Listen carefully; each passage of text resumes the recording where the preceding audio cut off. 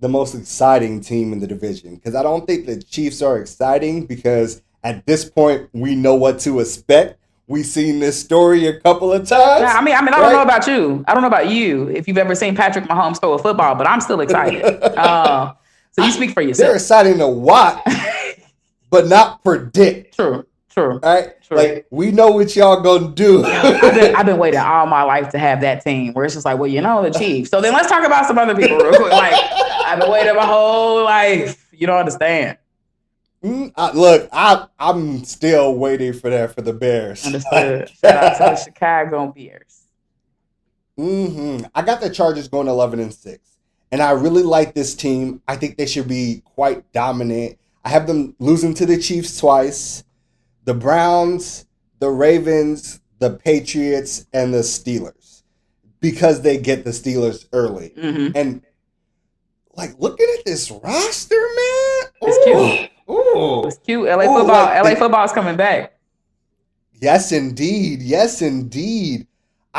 It's kind of crazy because I think they have a really underrated offensive, just total package. Keenan Allen is one of the most underrated wide receivers in the league. Hate playing Austin Eckler is a crazy dual threat. Like his name should come up where Alvin Kamara's name comes up, in my personal opinion. Like they got Mike Williams, who's an excellent deep threat. They added Jared Cook, who should be a great safety blanket at the tight end spot. Although they lost Hunter Henry, who I would say is a better tight end. He is. But still, this is the Chiefs rebuilt their whole O-line, and all we could do was talk about it because we saw how bad it was in the Super Bowl.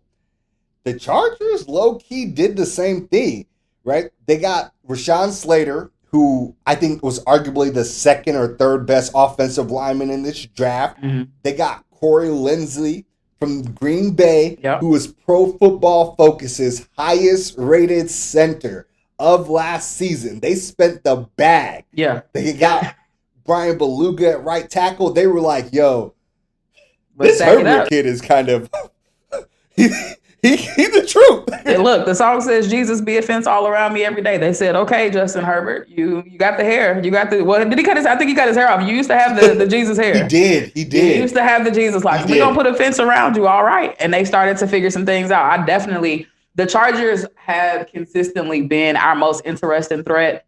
The only kind of, I told you, I'm not scared of nobody's Derek Carr. So when you had Phillip Rivers out there, you know what I'm saying? It was like, which version of the old man we gonna get? We know you got 10 kids, so you got the strength, you got the heart. I think he got like 14. He got a whole, so we know you got some staying power. You know what I'm saying? But really, he got an arm on him. He can definitely get him down the field. And like you said, a whole lot of Eckler. Who else? You said another couple of players who have always given us fits. You know what I'm saying? Yes. So to know that change of leadership was so kind of seamless a little bit for them last season, and it did start the season. It started to become concerning in terms of what they're going to be capable of. This is a team that I think could take a huge leap forward. I think 11 wins is like a safe bet. Like if they put the over under at 10-5, I'd take the over like every time for this team. Yeah. As long as Staley is a good coach, which I think he should be, this should go fantastically because with all the complaints that they had last year with their coach, they still did really well. So I'm excited to see Justin Herbert's next season. I think the AFC West is going to be like electric with these two teams, the Chargers and the Chiefs going at it. The Chiefs will still win the division in my estimate, and I think they'll win it by a couple of games. But the Chargers will be there. The Chiefs won't be able to take the last 4 or 5 games off. The Chargers are going to be nipping at the heels. They will. So they will be playoff bound. I'm pretty sure, and I think they might be able to last, a wild card game or a round or so, right? So that is a team that I'm have to give their due diligence to. For the last 3 seasons since Patrick kind of took the reins, I've been able to scoff, at all the teams. By the way, on behalf of Kansas City fans, this is how the order of hate that we have for these teams, right? You hate the Raiders more than anything, right? You get them out of here, they're terrible. Then you hate the Broncos. That's mid-grade hate because they're just a state. It's just a state between y'all. So you're going to see some blue and orange jerseys around. It is what it is. And then you get to the Chargers, who are like always benign, always kind of like, they're going to do what they're going to do. They're going to give us a run for our money, but we don't hate them too bad. But I think they might be about to start to piss us off a little bit. Okay. I like to hear that. They could be. I mean, and I just honestly, because of, I think, everything that we talked about, but Justin Herbert, I do have, a lot of faith in him to give the Chiefs some hell.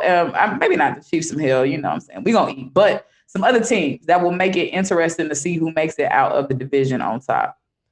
Yes, I agree. I think it's going to be an excellent division. I'm super looking forward